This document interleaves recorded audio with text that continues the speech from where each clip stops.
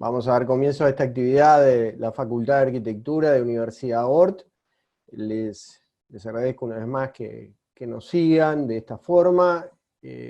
Vamos a compartir un espacio, un rato para reflexionar acerca de la situación actual del mercado inmobiliario y compartir algunas reflexiones.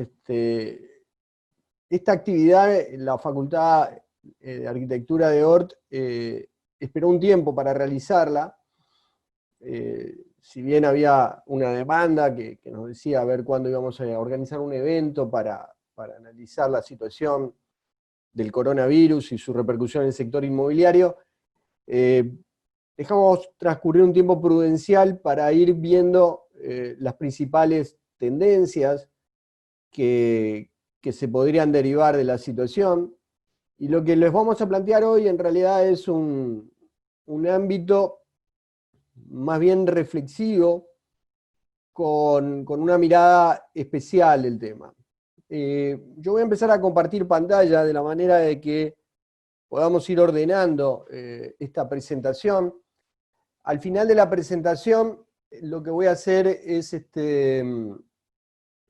leer las preguntas que aparezcan en el chat. Les pido que el chat lo utilicen para colgar preguntas, que al final de la misma voy a dedicar un espacio de tiempo para tratar de responder.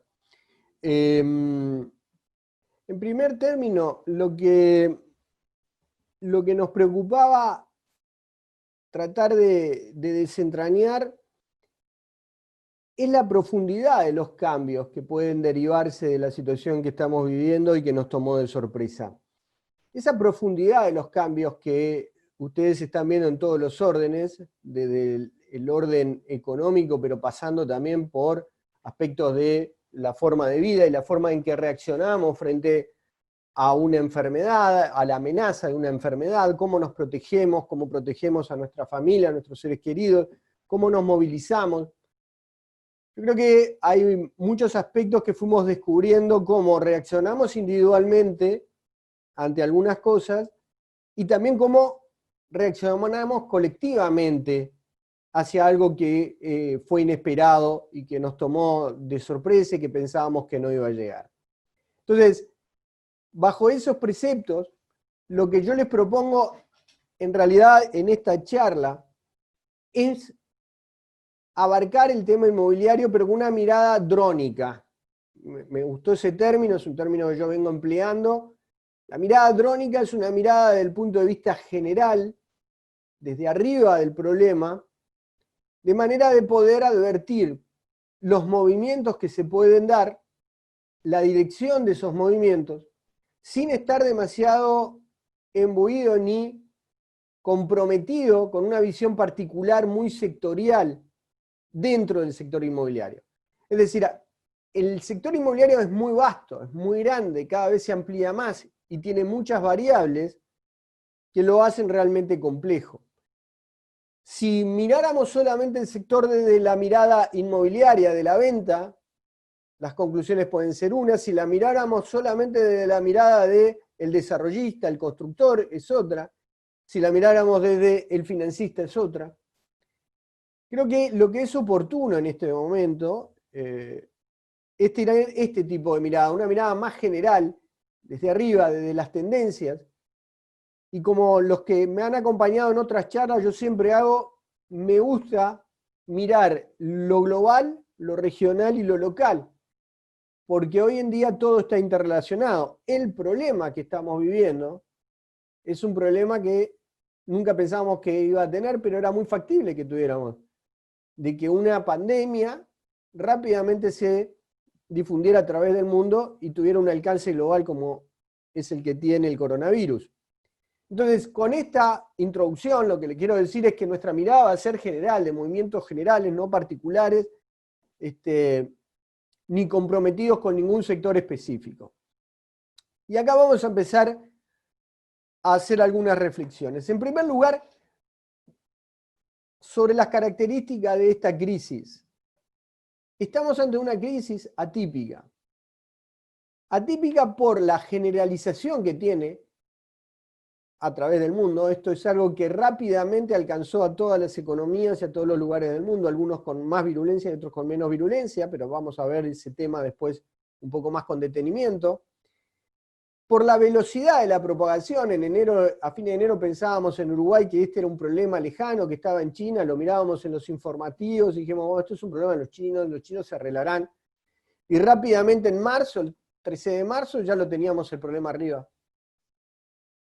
Y después el otro tema es que esta crisis, que comienza siendo una crisis sanitaria, afecta tanto la demanda como la oferta de bienes. Y la afectó rapidísimo. Generalmente uno puede tener un problema, una crisis de demanda, producto de la incertidumbre, de variables mundiales que no alientan el mayor consumo, o puede tener una crisis de oferta, es decir, precios relativos, como se dio en este caso también con el tema del petróleo. Y esas eran las crisis que uno tenía. Es decir, que una crisis de oferta se transformara en una crisis de demanda llevaba determinado tiempo. Entonces, en ese tiempo, en ese lapso de tiempo, podrían actuar las decisiones políticas para tratar de resolver el tema.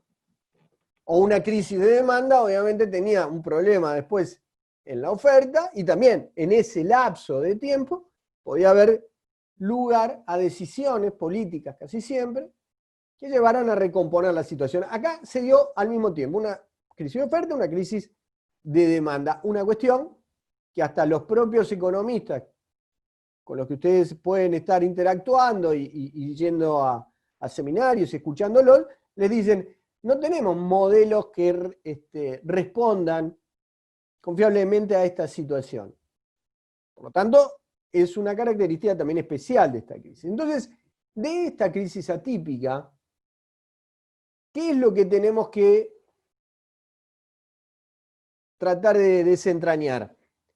Primer tema a desentrañar es si las consecuencias de esta crisis van a ser transitorias, van a ser permanentes y definitivas.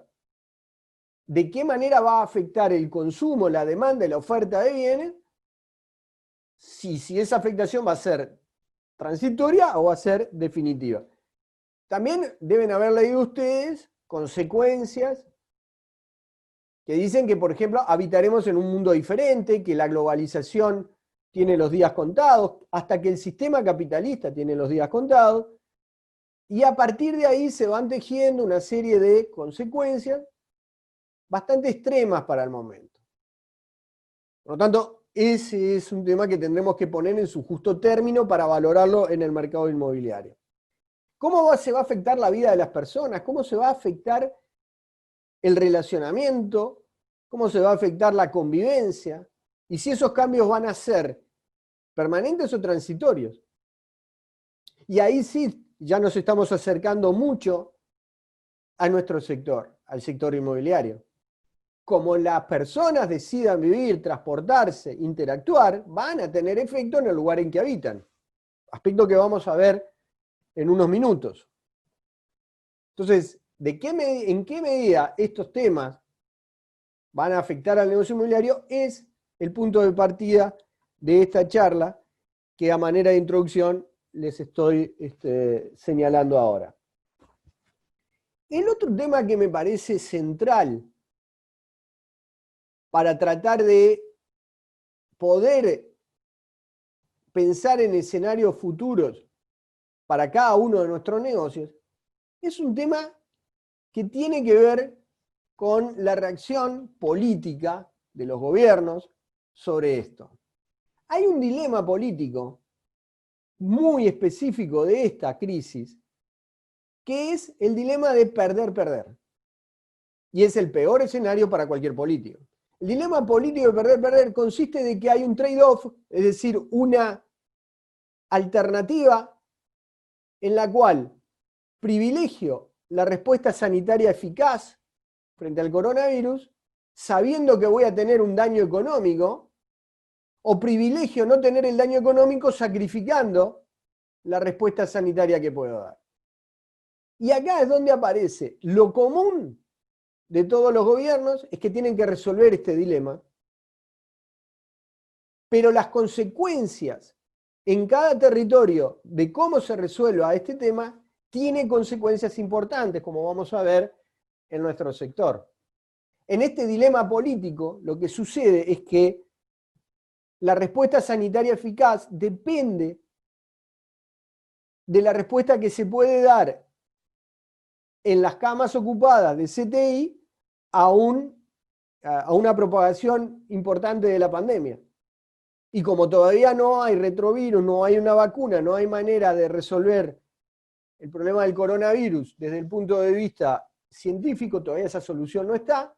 La única manera que tiene el gobierno es ver qué límite tiene de capacidad sanitaria en camas de CTI y a partir de ahí prender y apagar la economía, que quiere decir sugerirle a la gente que se mantenga en sus casas, sin movilizarse, sin producir, sin salir a trabajar, de manera tal de no llegar a ese tope, digamos, de capacidad instalada sanitaria. De esa manera el gobierno protege la salud de su población.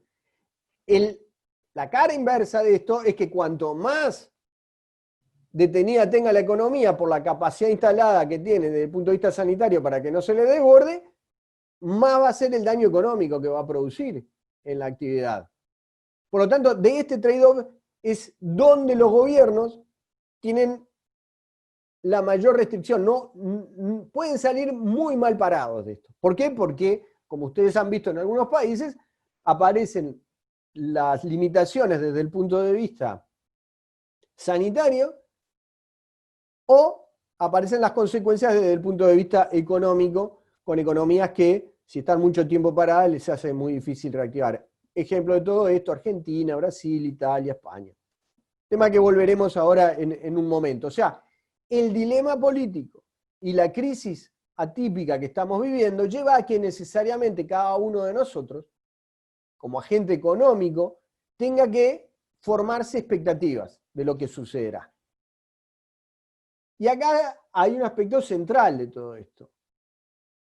¿Con qué elementos me formo esas expectativas? ¿Qué herramientas tengo para que mi respuesta económica, mi respuesta en lo que hago, sea una respuesta razonable, racional, con fundamentos?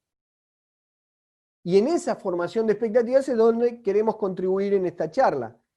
¿Qué elementos uno tiene que empezar a ver para dibujar esos escenarios que en cada una de las actividades de ustedes van a tener que necesariamente tomar un camino para resolver los problemas que van a derivar de esta crisis? La formación de expectativas es un tema complejo desde el punto de vista económico.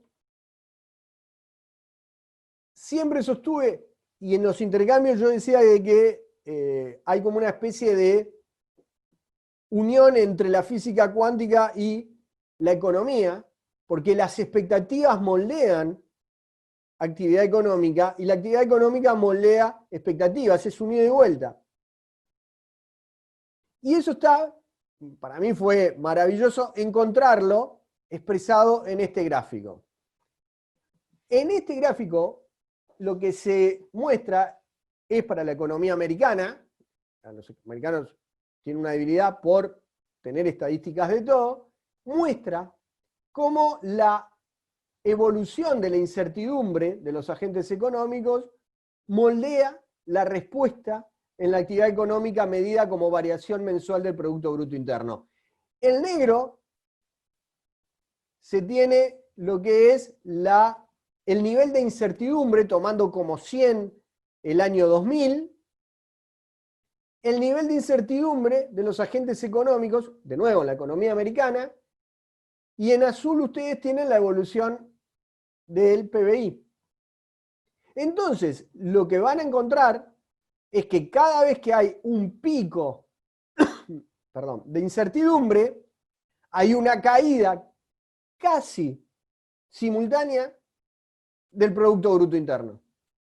Estas columnas que ustedes ven en gris acá son las últimas crisis importantes que ha tenido la economía americana.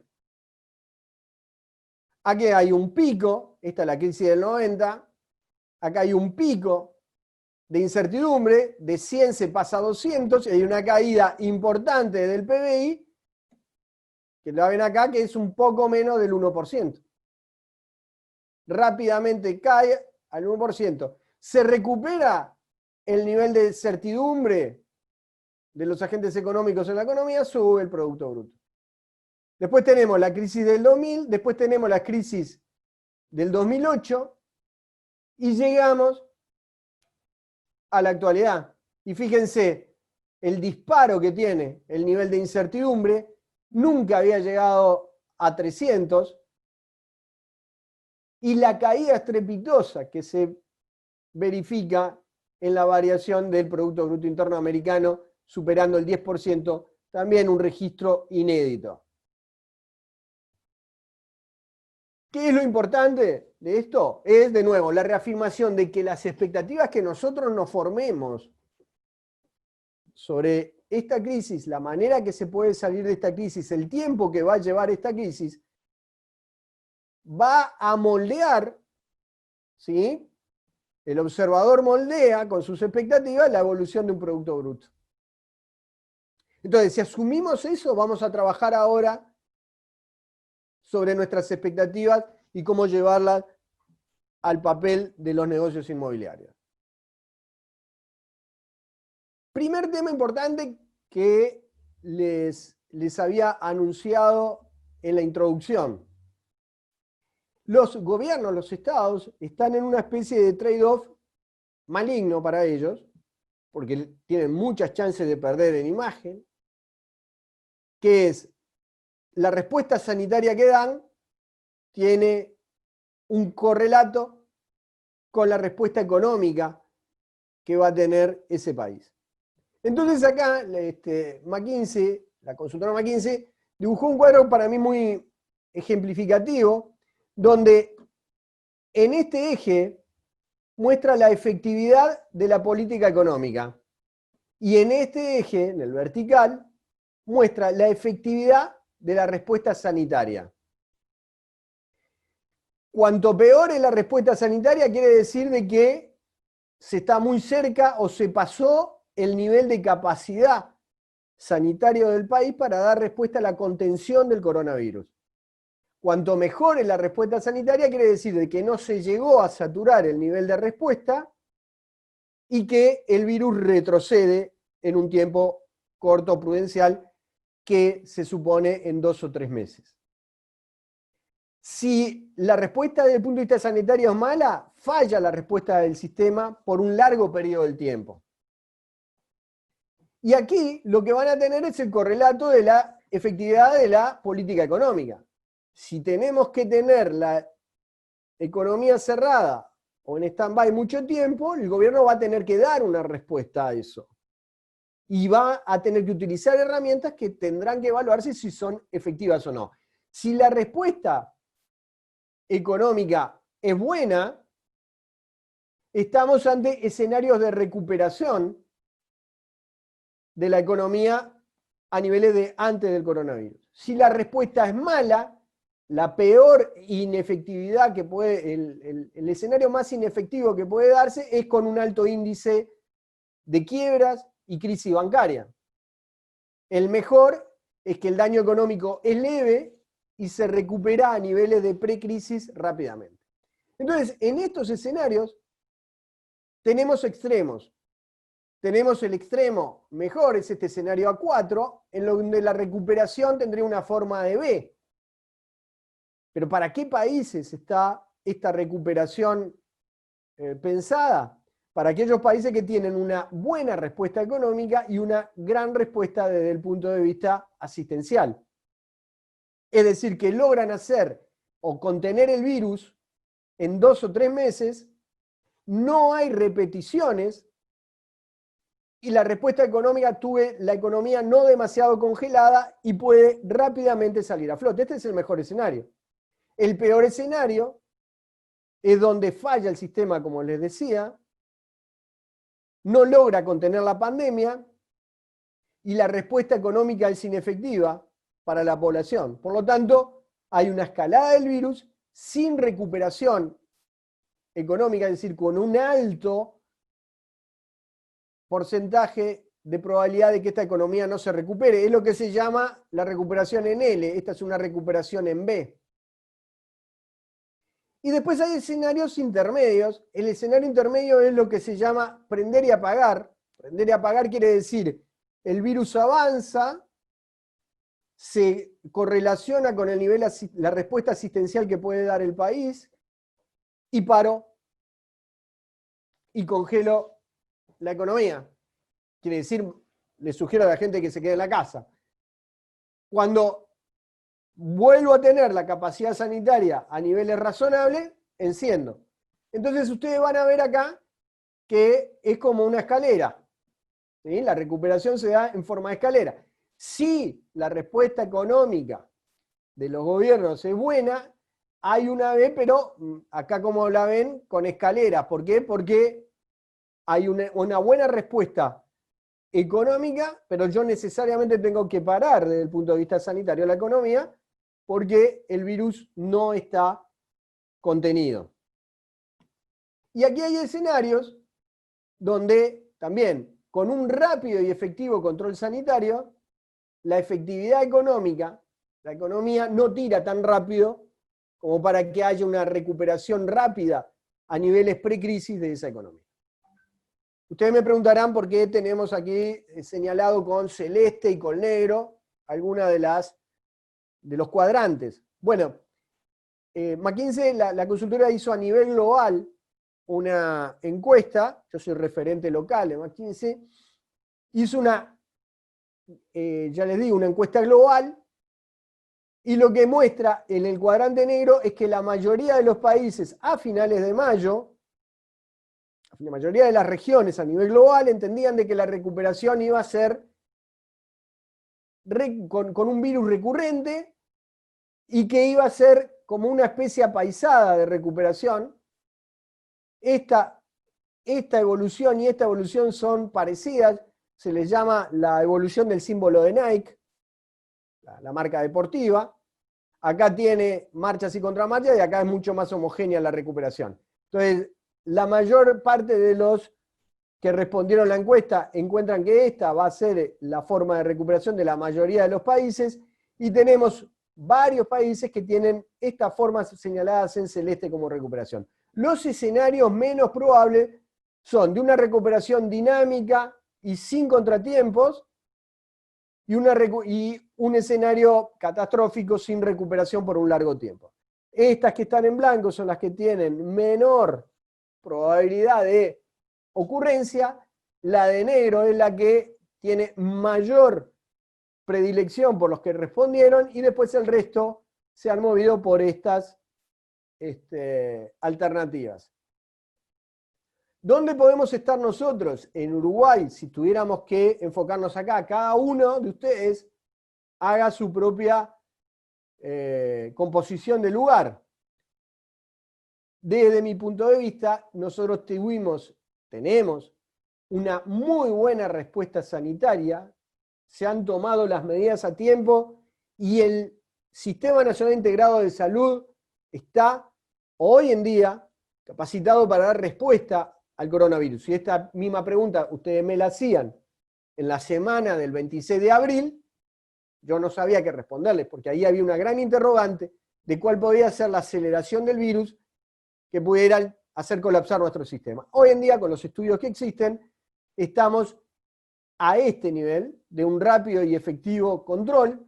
La duda que ustedes pueden estar teniendo es si vamos a estar en alguno de estos tres cuadrantes. Váyanse planteándose con la información que tienen ustedes dónde les parece que vamos a estar. Eso lo van a poder ver al final de nuestra charla con la composición lugar de todos los elementos que vayamos conversando. Este es un muy buen comienzo de la formación de expectativas que ustedes tienen que hacerse. La única variante que nosotros tenemos ahora a la vista es la respuesta sanitaria. Todavía, y no lo vamos a ver hasta septiembre y octubre, las consecuencias económicas de la respuesta de las medidas del gobierno a una muy buena respuesta sanitaria. ¿Por qué septiembre y octubre? Porque en septiembre y octubre van a vencer los seguros de desempleo de todas aquellas personas que lamentablemente tuvieron que ir al seguro de desempleo por la menor actividad económica. Bueno, espero que esto les haya quedado claro, voy a continuar. En esta proposición que les he hecho acerca de la formación de expectativas, acá tenemos lo que yo les anunciaba hace un momento de los resultados. Estos son los resultados generales. Acá la respuesta es a la pregunta: ¿cómo ve usted la economía de su región, de su país, en los próximos 6 meses? ¿La ve que va a estar mejor, peor o igual que el momento que se hizo la encuesta, que fue a finales de mayo? Esta es la última respuesta a la encuesta, es de finales de mayo. Y acá van a poder ver de que China es el país, digamos, con mayor optimismo respecto a lo que pasará en los próximos 6 meses. Acá lo que es necesario señalar es que hay una asincronidad.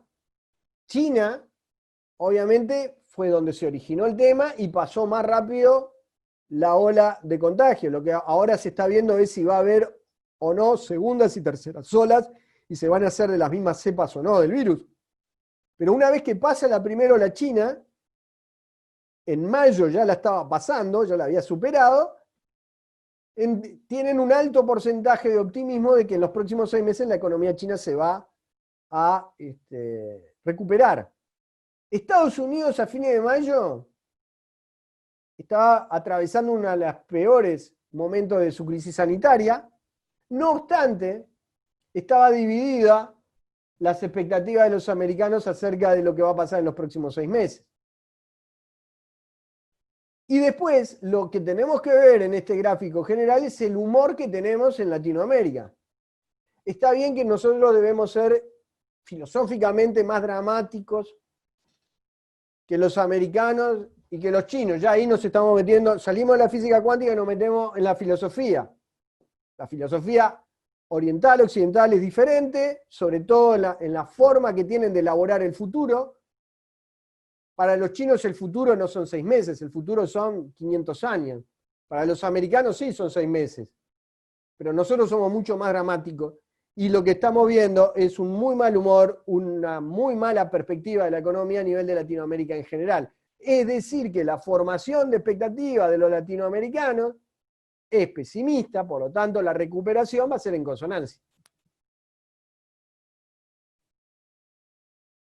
Ahora, en Uruguay, nosotros sentados acá y con un día que está por llover, y por suerte no tuvimos que ir hasta Ort, y lo podemos hacer esto de la casa de cada uno.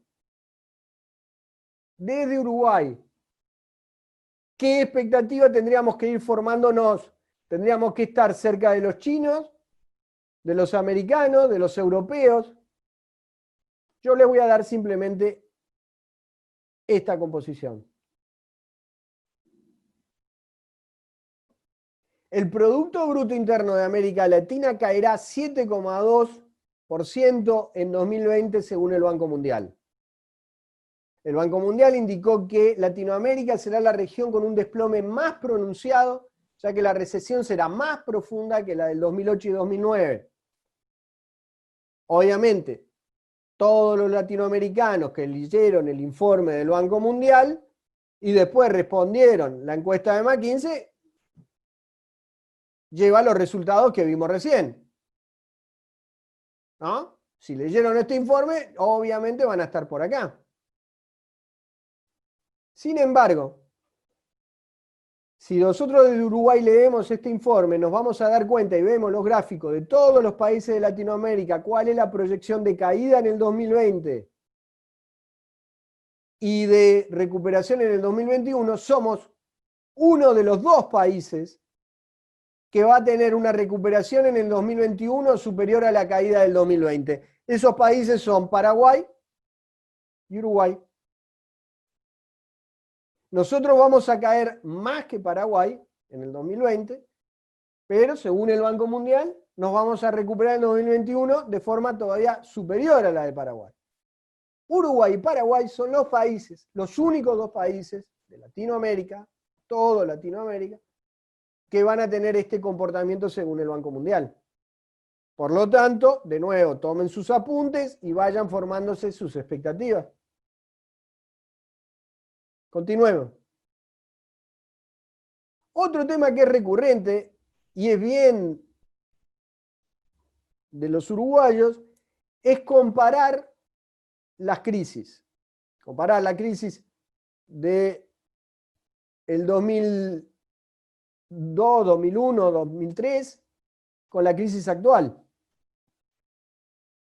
Y es difícil esas comparaciones, porque todas las crisis lo que tienen en común que son crisis, pero los factores desencadenantes son diferentes y las respuestas y la coyuntura económica es diferente. Entonces es relativo poder comparar una crisis con otra para tratar de ver la profundidad y la dirección de los cambios que se van a dar.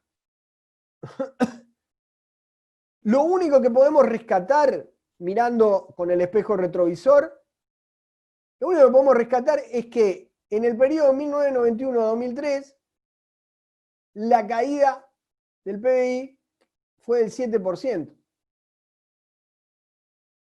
Nosotros ahora estamos previendo que en el primer año vamos a tener una caída del 3,7%. Si, como les mostré en el gráfico anterior, el Banco Mundial tiene razón, la caída sería del 3,7 y después se empezaría un periodo de recuperación. Por lo tanto, la crisis actual sería para Uruguay, menos profunda que la anterior. Ahora también, si miramos con el espejo retrovisor, en la anterior crisis, la recuperación fue dada por una coyuntura que no necesariamente se va a dar ahora. El despegue de la crisis anterior se dio con un fuerte ingreso de capitales extranjeros que tenía relación con bajas tasas internacionales, es decir, grandes capitales de países desarrollados no estaban teniendo la capacidad de colocar esos capitales a rentabilidades razonables o buenas en esos países y empezaron a ver los emergentes. Y ahí empezó el dinero a fluir hacia estos lugares, dentro de los cuales se vio beneficiado Uruguay, obviamente. Y la segunda cosa importante de aquel despegue es el aumento que tuvieron extraordinario los commodities, de los cuales vivimos en estas economías. Lo cual permitió una dinamización rápida de la economía porque se vendía más caro los productos que nosotros vendíamos. Que además había una baja de costos internos importantes producto de la crisis, entonces los márgenes eran muy importantes. Todo eso nos llevó a la primavera que saben que vivimos hasta el 2012-2013, sumo 2014 para algunos. Ahora, estos elementos, salvo el de las bajas tasas internacionales, que es un tema que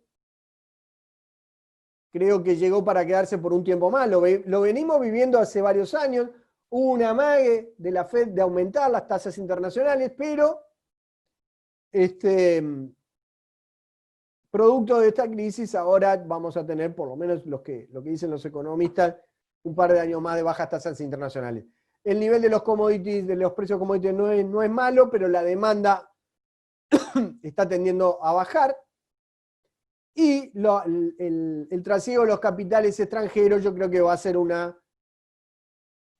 gran tema a analizar para ver cómo reacciona el mundo a la globalización. Es decir, ¿volverá el mundo a tratar de proteger sus fronteras producto de esta crisis? Por lo tanto, los capitales se repatrian a cada uno de los países para darle vigor a las economías locales.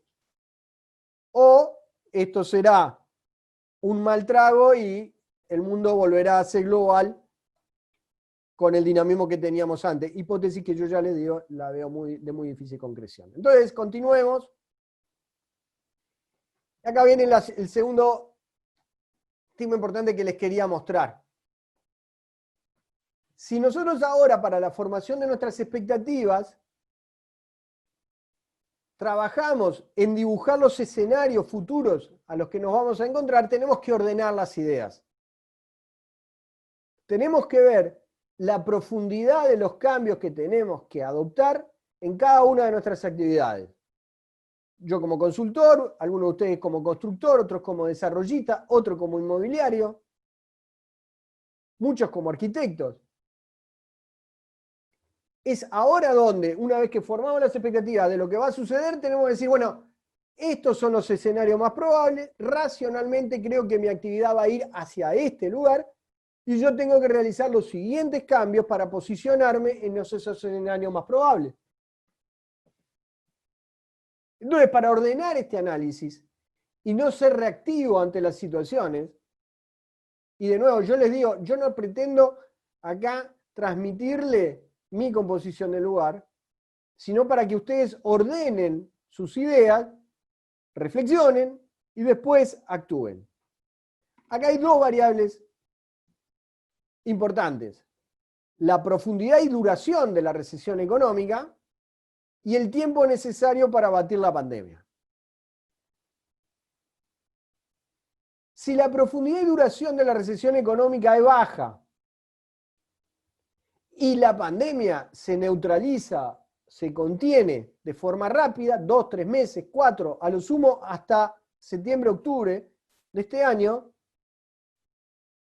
lo que ustedes van a estar tentados en pensar, y es humano, porque yo ya lo escuché en seminarios que estuve en Europa, escuchando seminarios en universidades europeas, seminarios que escuché en Argentina, lo que van a tratar de pensar es, acá no pasó nada, muchachos, se va a mantener los precios están fuertes, la demanda está fuerte, te dicen.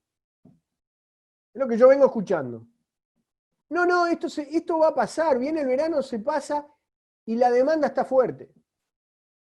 Los precios están fuertes.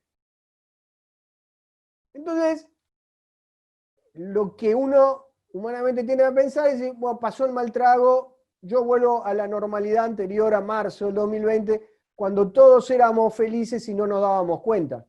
Y sin embargo, si hacemos un acto de honestidad, vamos a febrero del 2020 y nos quejábamos, veíamos el futuro negro. Claro, se oscureció más y tenemos más elementos para quejarnos, pero no nos damos cuenta que respecto a ahora éramos más felices. Ahora, si el tiempo que lleva la pandemia se alarga y el tiempo que dura la recesión económica se alarga, ya este escenario deja de tener vigencia. Ya los precios no los vamos a poder mantener porque no hay demanda, o queriendo mantener los precios, pensando que hay una demanda contenida, otro elemento que le voy a dedicar un segmento de tiempo dentro de unos minutos, la cosa se va a entrar a complicar. Entonces, el stock,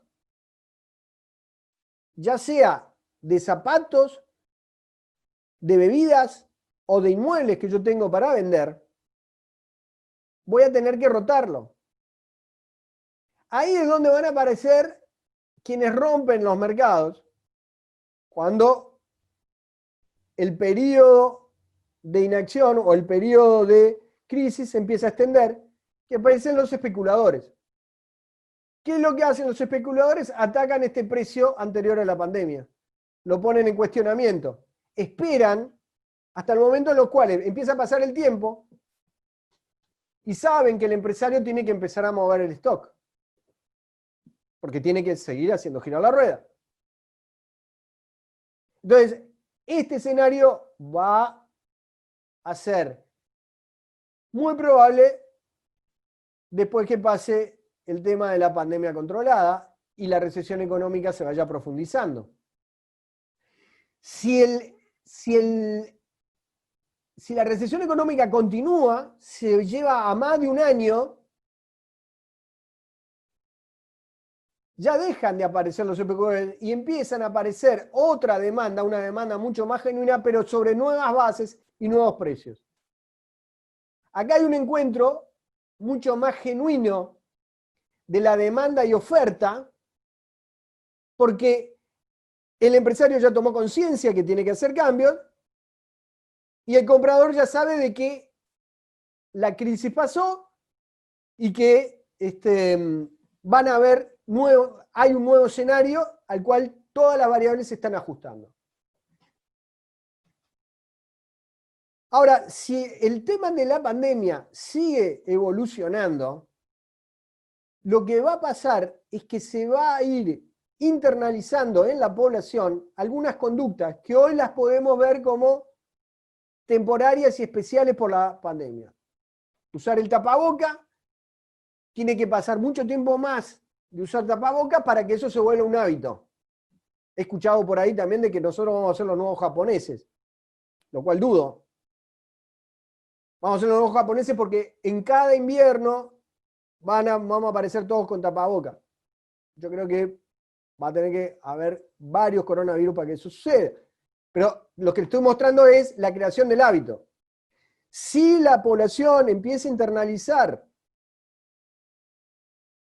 de que puede haber nuevos empujes de este coronavirus o de otro tipo de coronavirus o de otra pandemia, si esto llega a empezar a ser más o menos recurrente en el mundo, va a haber un cambio de necesidades y expectativas de la gente, de la forma de vivir, de transportarse. Y pasado lo peor de la crisis, estos cambios de necesidades y expectativas se transforman en diseño de nuevas tipologías y precios. ¿Por qué? Porque la gente ya internaliza de que desde el punto de vista sanitario tiene que tener cuidado, de que puede haber confinamientos largos en su vivienda y por lo tanto empieza a demandar otro tipo de tipología para vivir. Entonces, ¿qué muestro con estos gráficos? De nuevo, cada uno de ustedes tendrá que ver qué profundidad de duración le da a la recesión económica y cómo leen las reacciones de las personas a el tema de las pandemias recurrentes que pueden seguir existiendo.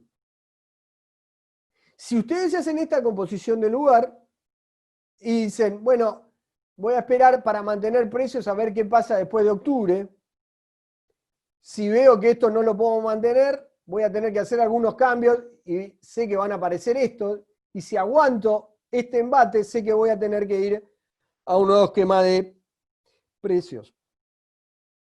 Entonces, desde el punto de vista de los negocios, el gráfico anterior se traduce en este gráfico. Dependiendo de la profundidad y duración de la interrupción de la demanda o de la crisis, va a haber también un mayor o menor grado de disrupción del modelo de negocios. Cuando hablo de un mayor grado de disrupción del modelo de negocios que ustedes tengan, a lo que me estoy refiriendo es a los cambios que van a tener que hacer, a las decisiones que van a tener que tomar respecto de su propio negocio o del negocio para el cual ustedes trabajen. Si la profundidad de duración de la crisis es poca, es baja, si nosotros nos recuperamos a partir del año que viene con un dinamismo razonable, posiblemente casi no tengan que hacer muchas variaciones en su negocio. Si la crisis es muy profunda, aunque medianamente en un tiempo razonable podemos salir de ella, ya vamos a tener que trabajar en esta área, que es sostener el negocio y restaurar las operaciones. Sostener el negocio y restaurar las operaciones implica para cada uno de nosotros trabajar indefectiblemente en sostener la demanda de nuestros clientes, en que nos paguen lo que nos deben, en ir al banco y conseguir fuentes de financiamiento para que nos ayuden a pasar el mal trago. A este nivel estamos trabajando en el capital de trabajo, no estamos trabajando a largo plazo, estamos trabajando a corto. Estamos tratando de que nuestro negocio siga caminando hasta que el cielo se despeje. Nos va a llevar mucha energía trabajar en esto, pero seguimos trabajando en el corto plazo. Si la profundidad y la duración es mayor, tendremos que ir a cambiar nuestro modelo de negocios. Cambiar nuestro modelo de negocios quiere decir que capaz que tenemos que cambiar la estructura con la que hacemos el negocio, la fuente de financiamiento con la que hacemos el negocio, hasta nosotros incorporar otro tipo de habilidades. Y después, ya si la cosa se complica mucho, tendremos que diseñar un nuevo negocio o reestructurar la empresa. Pero este gráfico lo que hace es ordenarnos y también decirnos, bueno, a medida que la profundidad de la crisis se alargue, voy a tener que ver si voy a estar trabajando en este sector o voy a tener que ir moviéndome hacia reestructurar la empresa y diseñar un nuevo negocio sobre otras bases. Siempre teniendo el ancla inmobiliario, porque va a ser muy difícil que del inmobiliario yo me vaya a otro sector. Hay personas que lo pueden hacer porque son muy dúctiles. Pero depende mucho la etapa de la vida que te agarre y el expertise que hayas acumulado en la industria. Entonces, van a tener que ir pensando en el diseño de nuevas estructuras o nuevo negocio.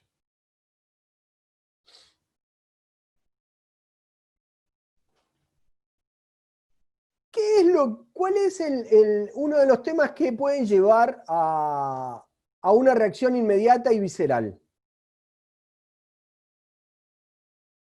La reacción inmediata y visceral es, uy, esto es atípico, como dijimos al principio, la gente ve o vivió un confinamiento que nunca había vivido porque las viviendas se estaban acomodando a un estilo de vida en el cual casi que era para dormir, levantarse, desayunar, ducharse e ir a trabajar, no estar todo el tiempo en la casa.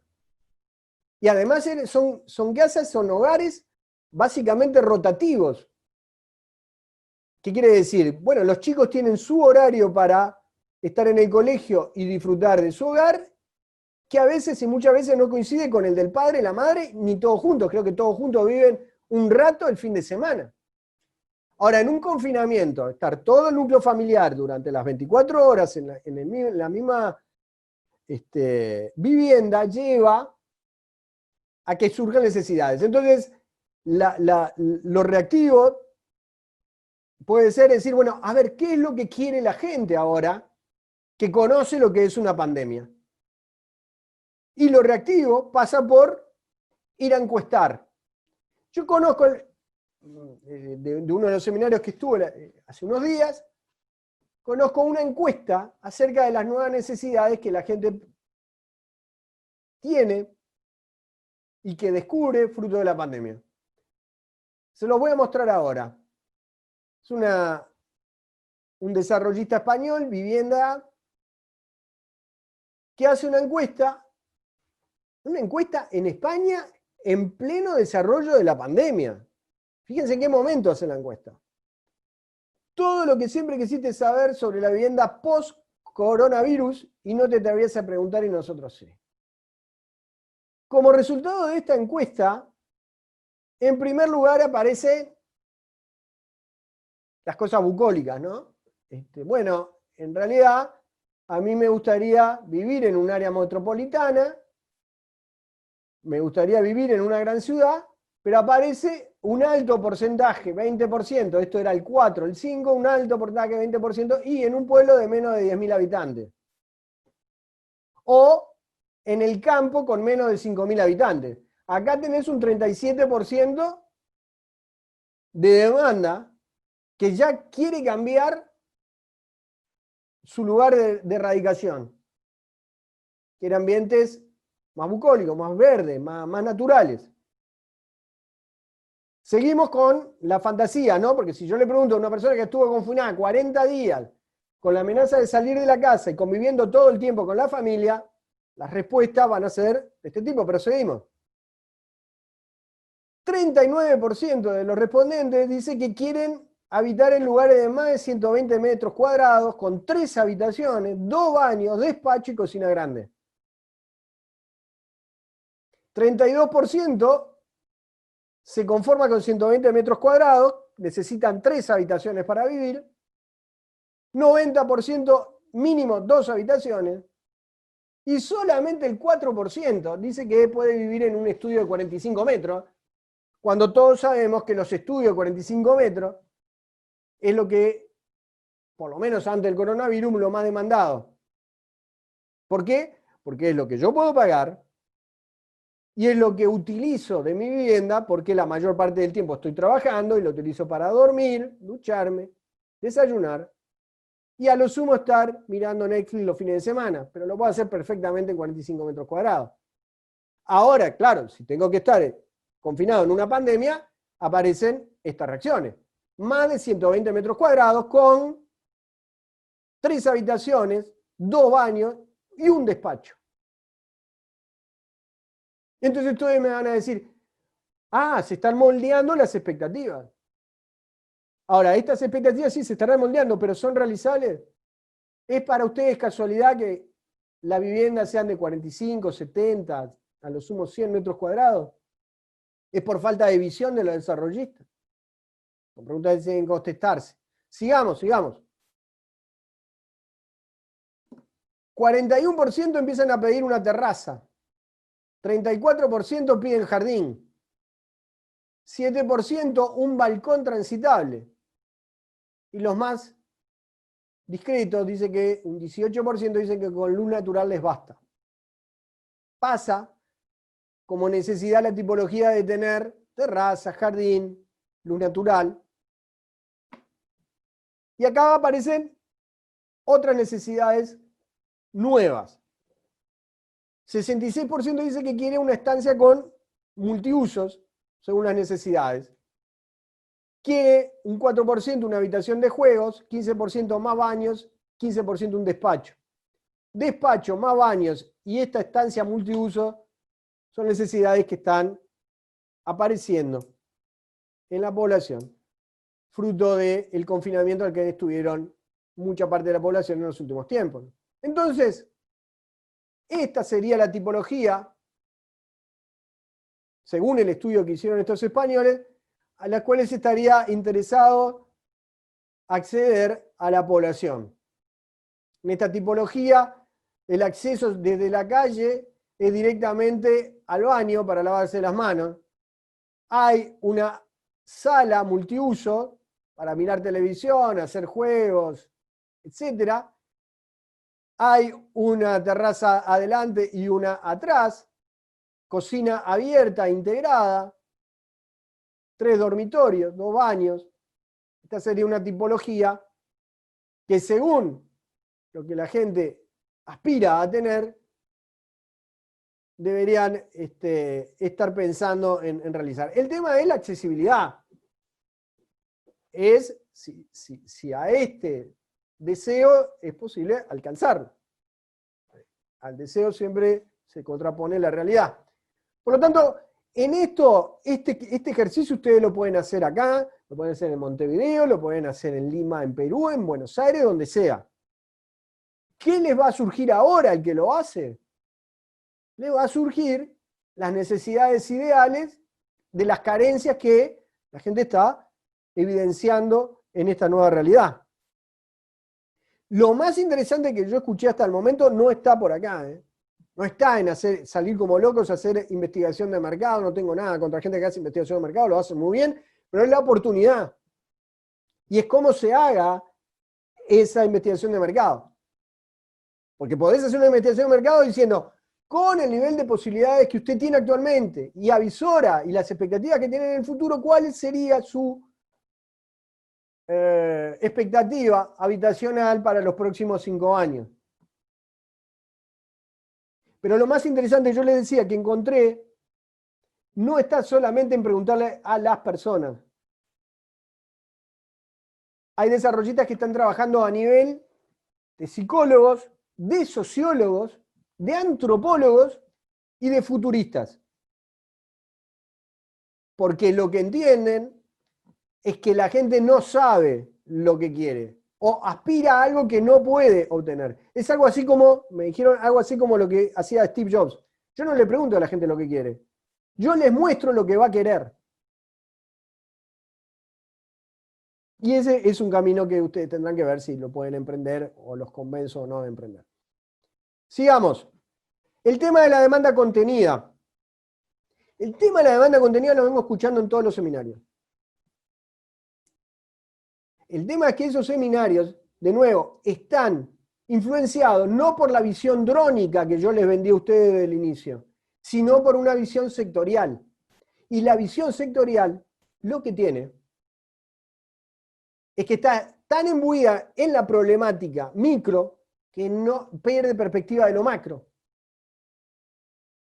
Y la dinámica sectorial lo que tiene es que trata de ver los problemas que existían, no le agrega los problemas nuevos, trata de reaccionar a los problemas que existían antes del coronavirus, sin agregarle los problemas nuevos. Entonces la conclusión es, no, la gente dejó de comprar durante 3, 4, 6 meses. Ahora, cuando esto se calme, es decir, la respuesta sanitaria al coronavirus se calme, la vida vuelva a ser normal, se va a restablecer la cadena. Lo que podrá pasar es que algunos tengan dificultades más o menos en pagar y readecuaremos las cuotas. Es algo así como razonar que la demanda contenida para la compra, el alquiler de una casa, es igual que la demanda contenida por ir a Starbucks o a Zara, donde en algunos lugares la gente hace cola porque le sacaron Zara durante un mes y le vino la crisis de abstinencia, o lo mismo con Starbucks. No es así. Si hay una compra meditada o una demanda meditada, es la de vivienda. Ya sea para alquilar, para comprar, para lo que sea. Mudarme es una decisión importante. ¿Dónde? La localización, a qué tipología, a lo que puedo pagar, acceder, etc. Entonces, esto de la demanda contenida, háganse también su situación, pero es un tema que hay que leerlo muy bien. Si esta es la misma demanda que había en febrero, si van a tener las mismas características esa demanda. ¿Cuál es el escenario más probable? Y ya me voy metiendo y acercándome al final. ¿Cuál es el escenario más probable que yo, según mis expectativas, voy dibujando más claramente? Y para hacer estos bullet points que me tomé más de un mes y medio en hacer este seminario, porque no sabíamos en realidad cuál iba a ser el panorama en Uruguay de todo esto. Lo que hay es o va a haber, como más probable, es una afectación significativa del empleo. ¿Cuál va a ser el momento de la verdad del empleo? Ya se los dije, septiembre, octubre, cuando empiecen a vencer los seguros de paro. Ahí vamos a ver cuántos empleos se reintegran, cuántos no, y el daño económico que va a tener a nivel de empleo esta crisis. Lo que va a haber, seguramente, obviamente, a raíz de lo anterior, es una menor capacidad de compra. Acá es lo que hay que estudiar muy bien, son los consejos salariales y también la conformación del presupuesto del gobierno para los próximos 5 años. La pauta general del Consejo Superior Tripartito del Ministerio de Trabajo ya muestra de que habría una pérdida de salario real equivalente a lo que sea el decaimiento del Producto Bruto Interno en el año, que vimos que podría ser del 3,7%. Y habrá que ver en los consejos de salarios a partir de 30 de junio del año que viene cómo se recuperaría ese salario real, pero va a haber una menor capacidad de compra, producto de menor cantidad de empleos y de los ajustes salariales que pueden estar conveniéndose. Creo que lo más probable es que los agentes económicos tengan límites temporales de inversión difusos. ¿Qué son límites temporales de inversión difusos? Bueno, precisamente, ¿cuánto tiempo se va a extender esta crisis? Para nosotros. Uruguay puede ser una isla en América del Sur, pero somos muy chicos, estamos muy condicionados por Argentina y por Brasil. Entonces, si Argentina y Brasil están en problemas, a nosotros nos va a costar muchísimo despegarnos de eso. No solamente por el turismo, porque hay gente que dice, bueno, pero el vaso comunicante de Argentina con el turismo, no es todo. Es porque nos condiciona el tipo de cambio. Puede llegar a condicionarnos también el nivel de inflación, porque nos condiciona el tipo de cambio. Nos condiciona el turismo, obviamente. Pero la gente por lo menos va a estar pensando que las inversiones que hagan sean cortas y no a demasiado plazo. Afectación de las cadenas de pago. A medida que la crisis se ha profundizado, la cadena de pago va a sufrir. Menor inversión extranjera. Por suerte tenemos una inversión extranjera asegurada que es la de los finlandeses, pero el tránsito internacional de capitales va a tener menor dinamismo, por lo que uno está viendo. El congelamiento de las relaciones China-Estados Unidos, la repatriación de capitales, va llevando a un menor dinamismo de capitales. Mayor déficit fiscal, necesariamente veníamos con un déficit fiscal grande, necesariamente lo vamos a tener mayor por efecto del coronavirus. El Estado, en la medida de sus posibilidades, está gastando lo que hay que gastar para contener la demanda sanitaria. Le podemos poner nota muy buena, muy buen sote al gobierno en la contención de la epidemia. Ahora empieza a jugarse el otro partido, que es cómo va a reactivar la economía. Eso vamos a tener que estar viéndolo, pero el mayor déficit fiscal es un dato que ya lo tenemos en la letra. Pienso que también va a haber una aceleración del precio del dólar. Estamos correlacionadamente con nuestros pares vecinos con un atraso. Nos va a costar competir con el actual nivel del dólar. Tendremos que ver si nos vamos a seguir pegando la evolución del dólar de Brasil. Pero probablemente tengamos una aceleración del dólar por encima de la inflación. Por lo tanto, el dólar va a volver a ser una moneda fuerte y los precios en dólares van a ser, van a jugar un rol importante. Los precios en dólares sabemos que nuestra economía en el tema inmobiliario está dolarizada. Una inflación estable, que no es un dato menor, y alta dependencia del mercado interno, en la medida de que es difícil de que haya mayor trasiego de fronteras, menor dinamismo de capitales que entran, vamos a tener que estar viviendo con una alta dependencia del mercado interno, es decir, de las compras, ventas y los consumos que hagamos internamente los uruguayos.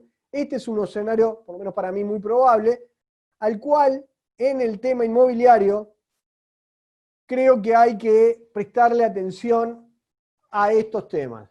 Primer tema, debilitamiento de la demanda del consumidor final de inmuebles, necesariamente con problemas de empleo, con problemas de ahorro que siempre hemos tenido. El acceso a préstamos hipotecarios va a estar muy restringido por una población muy restringida. Por lo tanto, el consumidor final yo creo que va a seguir siendo débil. Estaba siendo débil en los últimos años, porque ya no se alcanzaba para la mayoría de la población a llegar a préstamos hipotecarios que le permitirían acceder a su vivienda. Por lo tanto, eso es una tendencia que se va a seguir, a mi juicio, verificando. Por lo tanto, ante el debilitamiento de la demanda del consumidor final, una mayor demanda de alquileres, ya estábamos teniendo una mayor demanda de alquileres. Uno de los argumentos era de que las nuevas generaciones se vuelcan más por el alquiler. Ahí estaba mucho el efecto del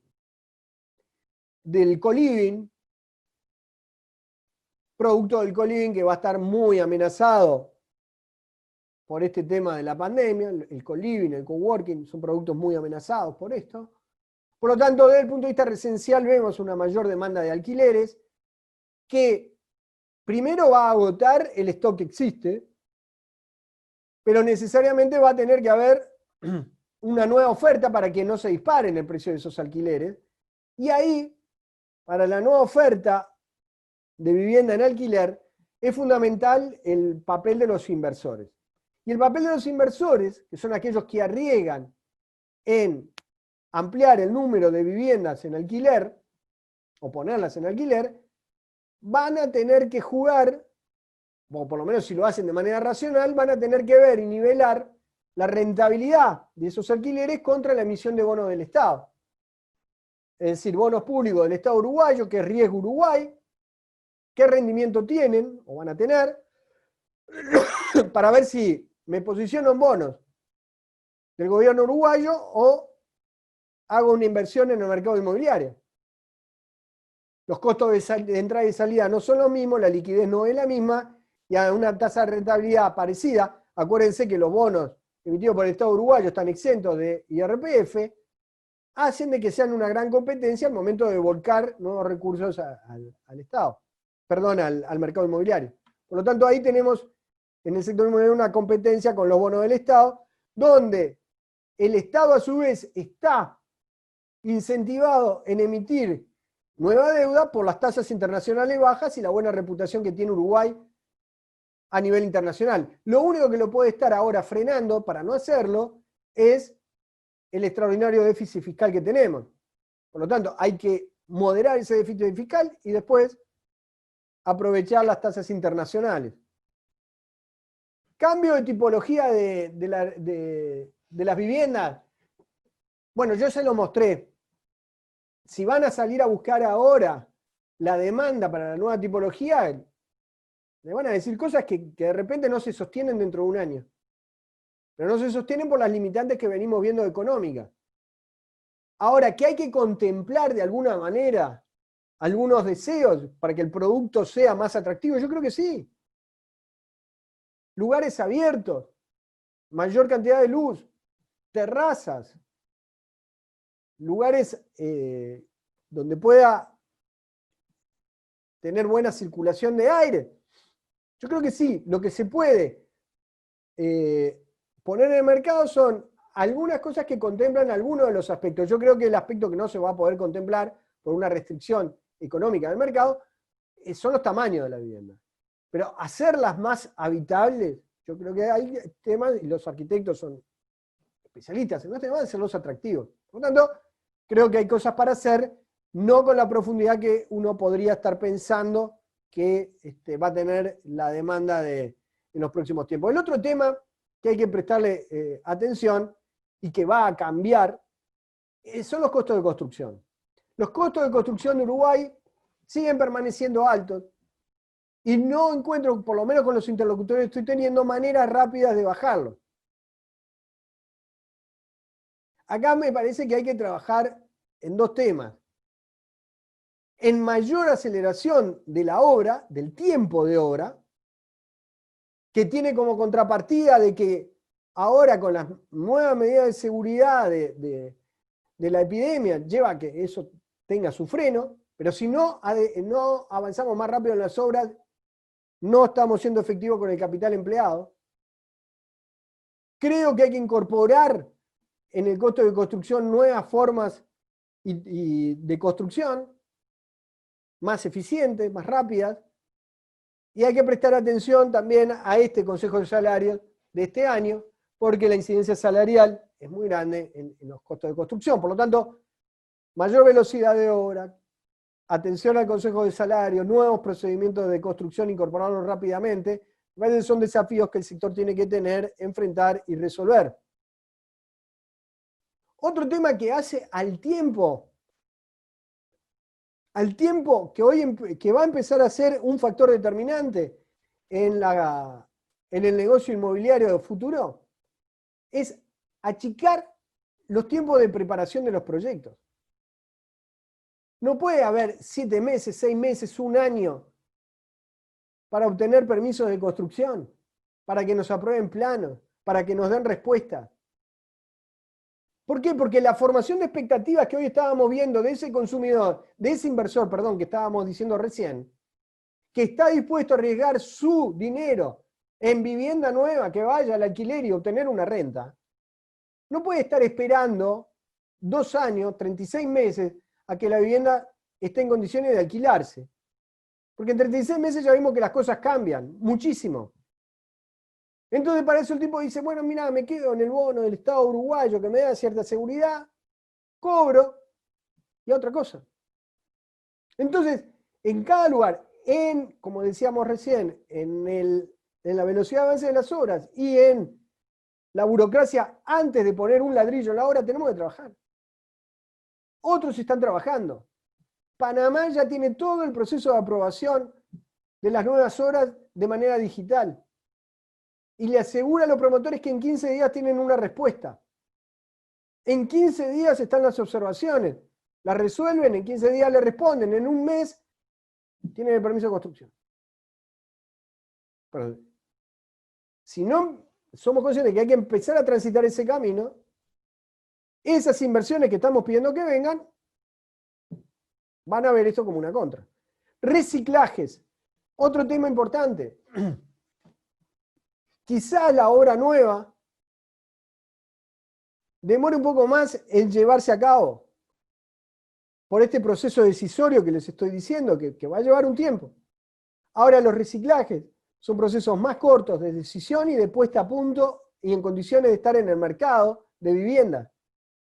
Y le da cabida y dinamiza al pequeño constructor, al pequeño proveedor de materiales, al arquitecto independiente. Dinamiza todo un mercado que no está concentrado en grandes players.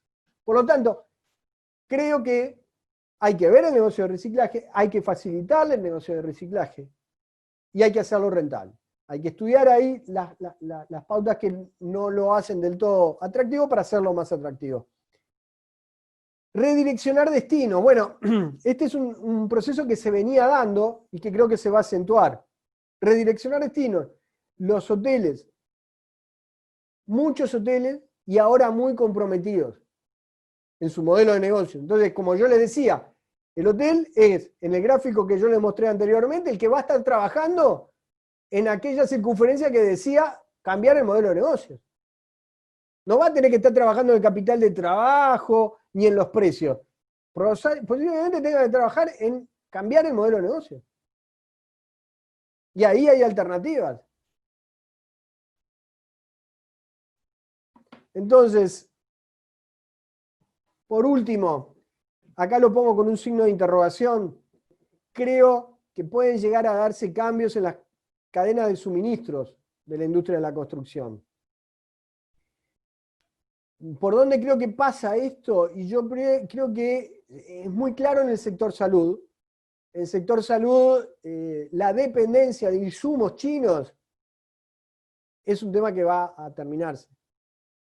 Localmente se van a tener que empezar a fabricar respiradores y material de equipamiento de insumos, que en realidad no es física cuántica, son cosas que se pueden hacer. Lo que pasa es que era más fácil, más barato comprárselo a los chinos, pero ese ya del sistema político lo incorporó, de que es un flanco de los gobiernos no tener una respuesta inmediata desde el punto de vista sanitario. En nuestro negocio, lo que puede estar pasando es que la respuesta ya no sea solamente China y que empiecen, en la medida de que los países de la región, o incluso capaz que Uruguay lo hace, empecemos a ser más competitivos desde el punto de vista de los costos, a tener ya más opciones industriales más cerca, como puede ser Brasil, Argentina y Chile, en material sanitario, de electricidad, etc., ¿no? Cada vez que hay una crisis, los costos bajan, la economía empieza a ser más competitiva, empiezan a aparecer esos emprendimientos industriales para el sector que pueden ser muy interesantes. Por último, y ya voy a abrir el tema de las preguntas que ustedes puedan tener, las respuestas tienen que ser propias, con todos los elementos que hemos visto, ¿no? Tratar de manejar todos los elementos. El Estado ayuda y está ayudando. El Estado le ha dado un impulso mayor todavía a estimular las inversiones en construcción.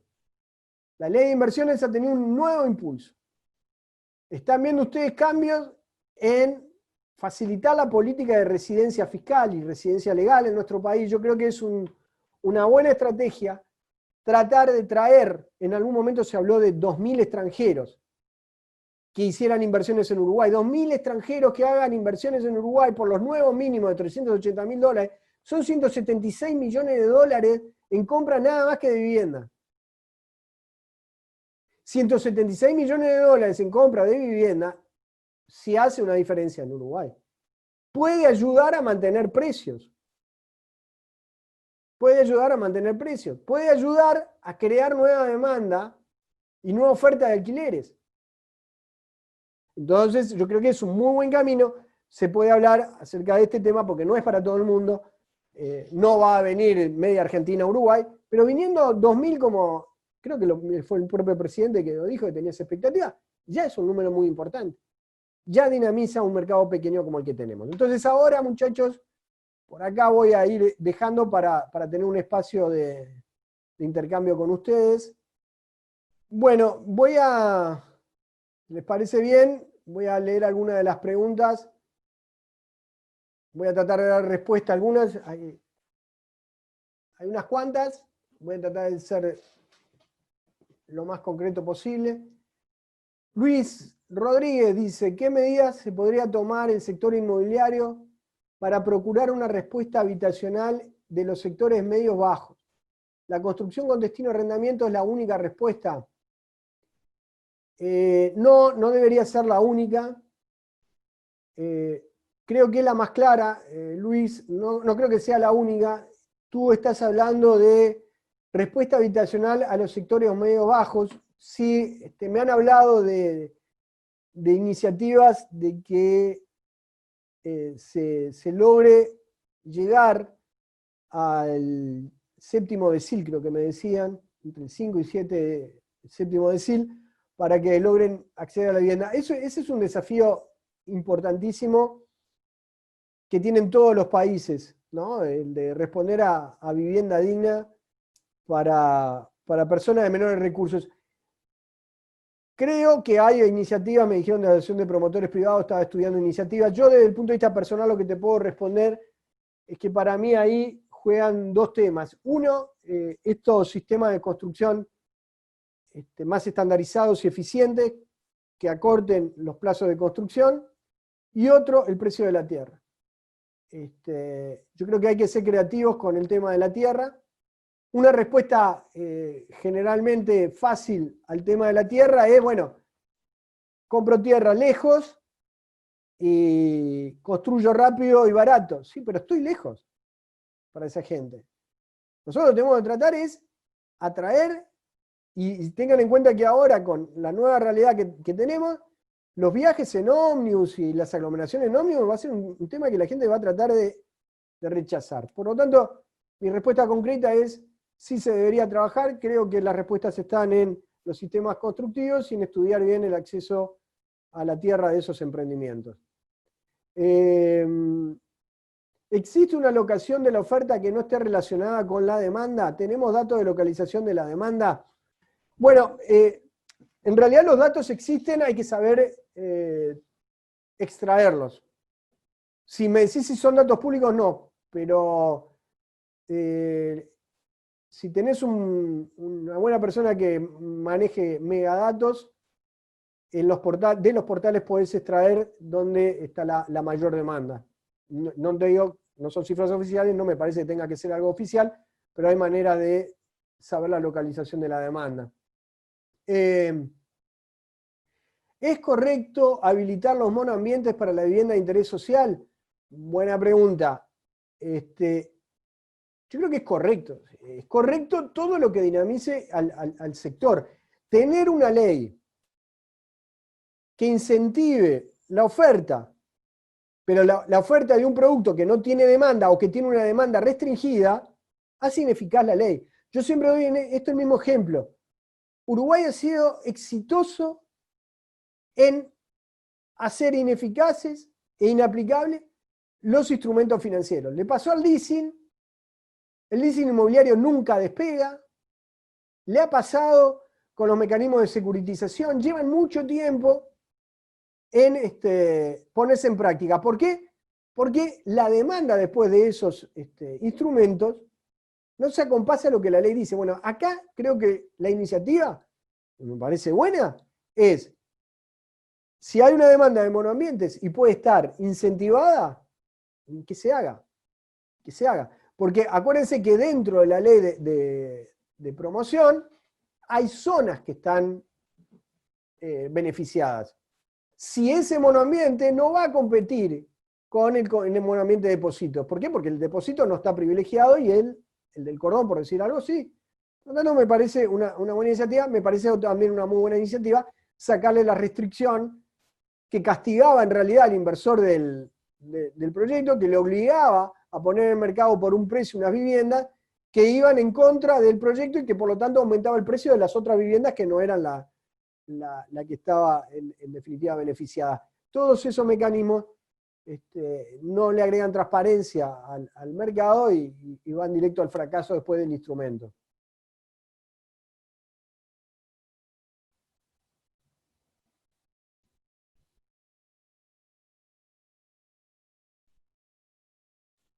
Bueno, si deberá cambiar el tamaño y las tipologías de la vivienda, creo que ya lo respondí.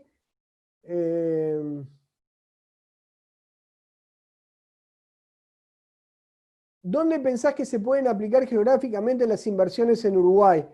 Bueno, ahí es otra buena pregunta. Acá hay dos respuestas. La primera respuesta es de dónde proviene la demanda de las inversiones extranjeras. Por lo que he visto hasta ahora, pero ya les digo, son datos de mi relacionamiento profesional, en Argentina el interés está centrado en personas grandes ya próximos al retiro, muchos profesionales, que ya no tienen hijos a cargo, que pueden venir solamente con su esposa, y quieren un área central de la ciudad, ¿sí? Un área que tenga entretenimiento, esparcimiento, quieren tener servicios cerca, sobre todo servicios de salud. Ojo que los servicios de salud están siendo un impedimento para que vengan, porque tienen que dejar la historia clínica en Argentina para tener historia clínica en Uruguay. Creo que por ahí tiene que haber iniciativas para darle continuidad asistencial a esta gente, es un tema que se está trabajando. Pero tenemos ese público quiere áreas centrales. Después hay otro público, que es un público más joven y sofisticado, que son los chicos que están en el tema básicamente informático, que mueven su empresa de allá, que la traen acá, que se mudan con familia. Ahí sí están pidiendo lugares con espacio, verde, jardín. Yo creo que los barrios privados es un buen tema. Es gente que viene ya también con experiencias de barrios privados en Argentina. Es gente que lo que me dicen es, mirá, yo tengo un apartamento chico en Buenos Aires, pero los viernes de tarde me voy para el country de no sé dónde, por lo tanto tienen mucha experiencia en eso. Pero yo creo que va a haber un público que va a estar dividido la demanda argentina entre esos dos, o los que yo conozco, esos dos públicos demandantes. Lo veo un poco menos una demanda de este tipo de residencia permanente en Punta del Este, pero lo puede haber. Ahí me parece que a Punta del Este sigue yendo esa demanda más de público europeo, pero no de esta que estoy viendo. Es lo que puedo decir hasta ahora. ¿Por qué el co-living es una amenaza? En realidad es una amenaza desde el punto de vista sanitario, ¿no? Porque la gente, hoy en día, fíjate que no te acercás ya con naturalidad a estrecharle la mano a un desconocido. Fíjate, vivir con un desconocido, ¿no? O vivir o compartir espacios comunes con desconocidos. Yo creo que va a haber un límite ahí, una barrera sanitaria que va a ser un tema. Me parece que están amenazados. Habrá que ver de nuevo, y no me voy a desdecir de lo que les dije, a medida de que el tiempo de la pandemia se haga más largo y a medida que puedan llegar a haber otras pandemias, la amenaza va a ser real. Creo que todavía estamos a tiempo de que esto pase y que en definitiva en septiembre, octubre, noviembre, diciembre todos nos estrechemos la mano, volvemos a saludarnos con un beso y listo. En Infocasa ese observador publican estadísticas de demanda, son un poco limitadas, estoy de acuerdo, es verdad. ¿Qué tan abiertos están los uruguayos a propuestas creativas e innovadoras para la adaptación de sus viviendas a la nueva realidad? De nuevo, el uruguayo no se manifiesta por ser muy abierto a las novedades, creo que las nuevas generaciones sí. A medida de que el tiempo va a ir haciendo su trabajo para esa apertura. Yo hoy no veo las condiciones, pero creo que el tiempo va a hacer el trabajo de demandar cambios, reformas o incluso nuevas localizaciones para las personas.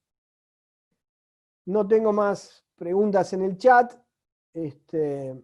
Lamentablemente, muchachos, no tengo el intercambio con ustedes. Ha sido como hablar solo, pero espero haber sido claro para mí. Yo creo que fui claro para mí.